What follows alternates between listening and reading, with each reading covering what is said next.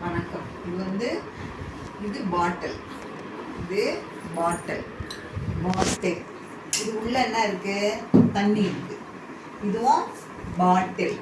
இது உள்ள தண்ணீர். தண்ணீர். ஓ, இதுல எப்படி தொடரான்னு எழுதுவ? எழுதலாமா?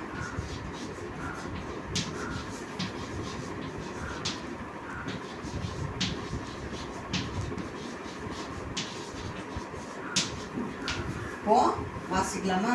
பாட்டிலில் தண்ணீர்.